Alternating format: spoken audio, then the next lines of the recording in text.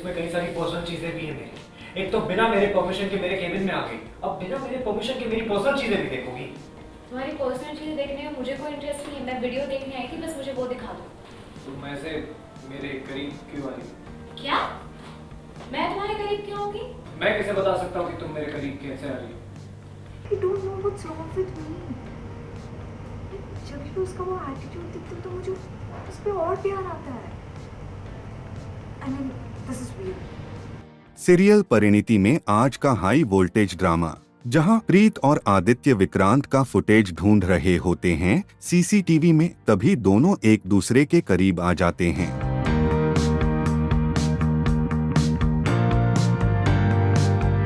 Hey! क्या कर रही हो?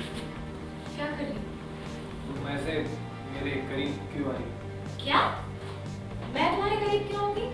लेकिन प्रीत सवाल करती है आदित्य से, आखिर तुम इतने करीब क्यों आ रहे हो? वही उसी अंदाज में आदित्य भी प्रीत से सवाल करता है और फिर दोनों के बीच शुरू हो जाती है नोकझोंक। तुम मेरे करीब क्यों आ रही हो? दिमाग खराब है क्या? मैं और तुम्हारे करीब आऊंगी? कभी नहीं, सोच भी नहीं सकती, सपने में भी नहीं सोच सकती। मुझे दिख नहीं रहा था इसलिए ऐसे देख रही थी मैं। तुम्हारी गलती, तुम्हारी हाइट इतनी लंबी है। हाँ, मेरी गलती है। आइडिया, वहाँ पे बैठ के आराम से लेती। Thank you so much. वही दूसरी तरफ कहानी मीन आया ट्विस्ट जब निशा आईने में खुद को देखकर सोच रही होती है, आखिर आदित्य मेरे लिए प्यार क्यों महसूस नहीं कर पा रहा? काइंड ऑफ मेरी खुद की ही प्लानिंग होती है, बिकॉज ऑब्वियसली मुझे देखना होता है कि आदित्य मुझे बचाने आएगा या नहीं आएगा, इसलिए ये सब मैं ही प्लान करती हूँ ये देखने के लिए कि आदित्य मेरे लिए कुछ फील करता है भी या नहीं। से वही मैं कह रही थी that you are the best, तूने कर दिया जो तुझे करना था और आदित्य भी आ गया तुझे बचाने। सो वो सभी मैं खुद में ही बड़बड़ा के खुश हो रही थी। आदित्य के सामने तो निशा बहुत अच्छी लड़की बन के ही रहती है, बट हाँ ऑब्वियसली आदित्य को पता चलेगा तो उसको बिट्रेड फील तो होगा ही, बट लेट्स सी देन निशा कैसे टैकल करती है उसे। वेल, अब देखना दिलचस्प होगा कि क्या आदित्य निशा की सच्चाई समझ पाएगा या निशा की चालों में फिर फंस जाएगा। और आदित्य तो मुझे genuinely बहुत पसंद है। वो पहला ऐसा लड़का है जो मुझे निशा बाजवा को इग्नोर करे। वरना लड़के लिटरली मरते हैं मुझसे बात करने के लिए, और वो मुझे एटीट्यूड दिखाता है। I don't know what's wrong with me. जब भी वो मुझे एटीट्यूड दिखाता है मुझे और प्यार आता है उसमें। I mean, I know this is weird, but I don't.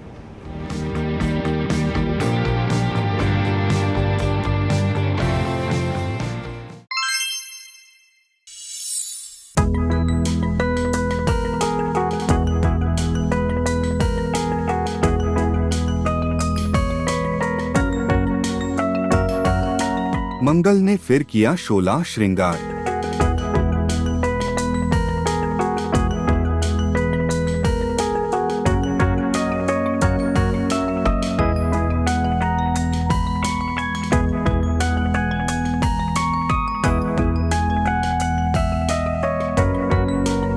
Kapil ने किया मंगल से अपने प्यार का इजहार।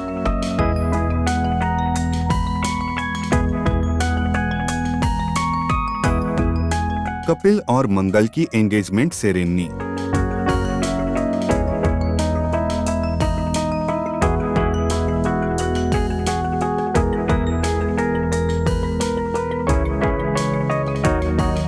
जी हाँ, सीरियल मंगल लक्ष्मी में आया हाई पॉइंट ड्रामा, जहां आखिरकार मंगल सज-धज कर नजर आई अपने खूबसूरत अवतार में।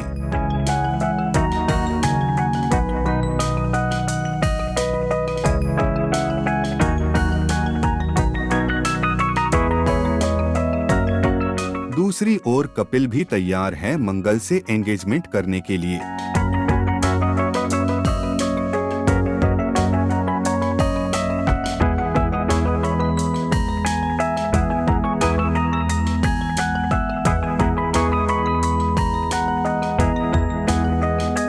दोनों की स्टेज पर एंट्री होती है, जहां कपिल बेहद खुश है, लेकिन मंगल के दिल में चल रही है कशमकश।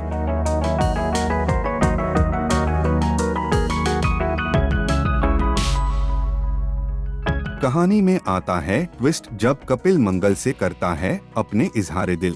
फिर दिखता है दोनों का क्यूट मोमेंट।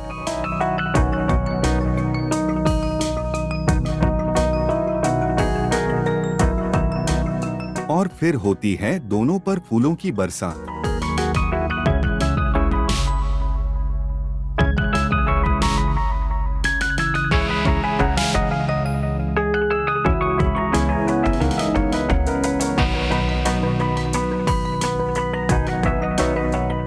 अब ये ख्वाब है या हकीकत, ये तो आने वाला वक्त ही बताएगा।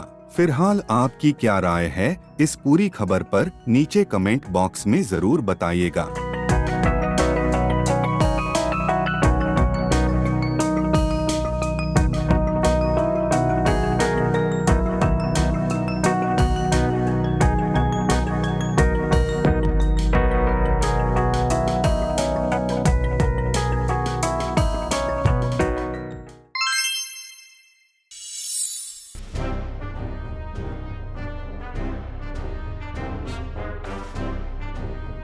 छोटू बाबू पर सबसे बड़ा खतरा शाओली दी का है। वो उन्हें मारना चाहती है। ये मुश्किल से मैंने 7 दिन का वक्त मांगा उनसे ताकि मैं उनके असली कातिल को ढूंढ सकूं। तो मैं छोटू बाबू को निर्दोष साबित कर पाऊंगी। मेरी बात ध्यान से सुनो। शाओली शोजो की सबसे बड़ी दुश्मन नहीं है। जो मेरा सबसे बड़ा दुश्मन है वही शोजो का सबसे बड़ा दुश्मन।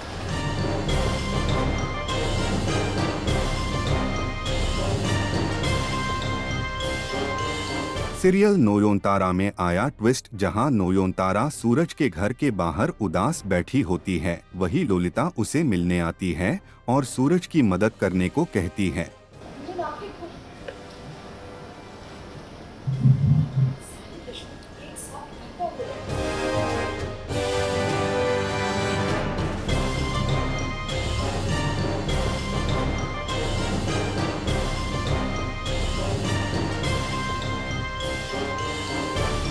लेकिन नोयोनतारा को यह नहीं पता कि वह कौन है।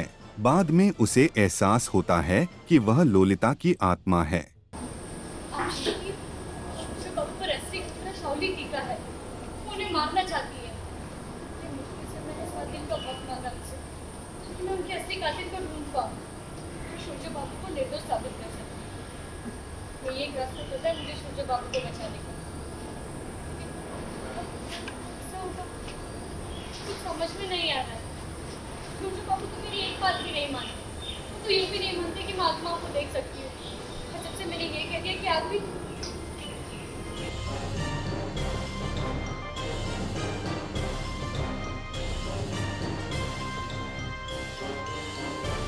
मेरी बात ध्यान से सुनो। शाओली शोजो की सबसे बड़ी दुश्मन नहीं है। जो मेरा सबसे बड़ा दुश्मन है वही शोजो का सबसे बड़ा दुश्मन। वही दूसरी तरफ नोयोनतारा सूरज से कहती है कि उसकी माँ ने उसे यहाँ भेजा है और वह कोई इशारा कर रही है।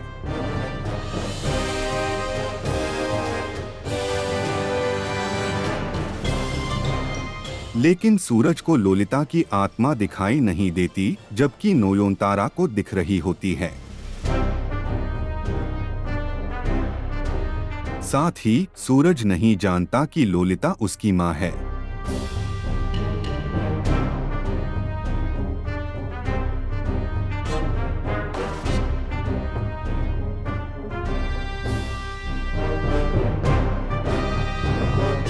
वह लोलिता की बहन है जो बिल्कुल उसके जैसी दिखती है, इसलिए सूरज उसे अपनी माँ समझता है और नहीं जानता कि उसकी असली माँ मर चुकी है, जिसे नोयोनतारा अपने साथ लेकर आई है।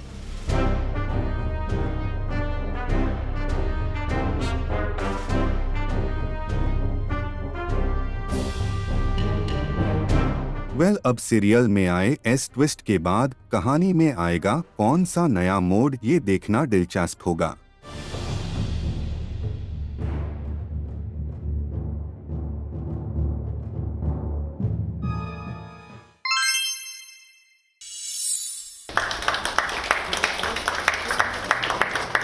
आज का दिन हम कुछ स्पेशल लेडीज के वेलकम से स्टार्ट करेंगे।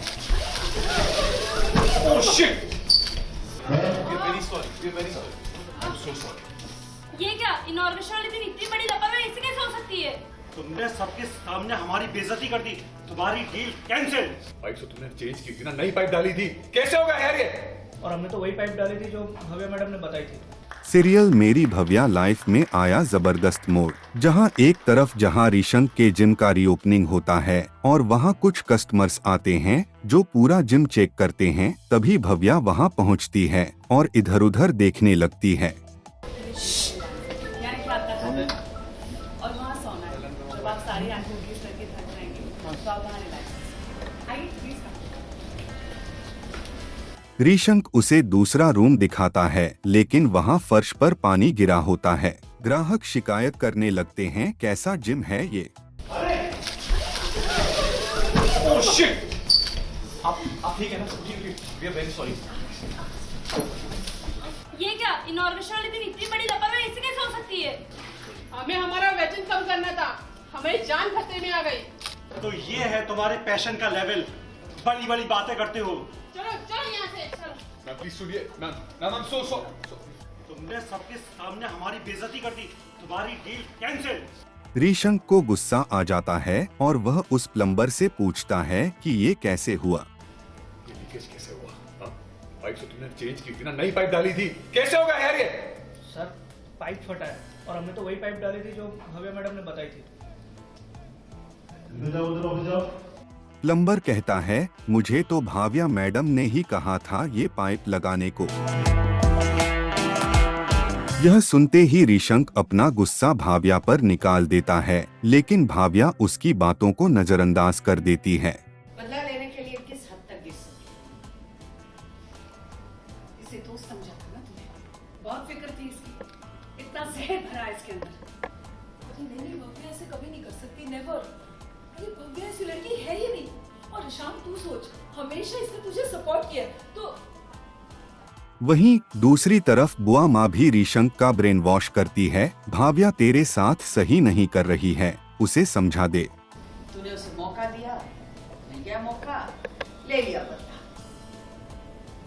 मैं जानता हूँ तुमने मुझसे प्रॉब्लम की, लेकिन मैं तुम्हें मना भी रहा था। इसे करने की क्या जरूरत थी यार? अब देखना होगा क्या ऋषंक भाव्या की सच्चाई समझ पाएगा या फिर बुआ माँ की बातों में आ जाएगा। आपका क्या कहना है इस पूरी खबर पर नीचे कमेंट बॉक्स में हमें जरूर बताएं।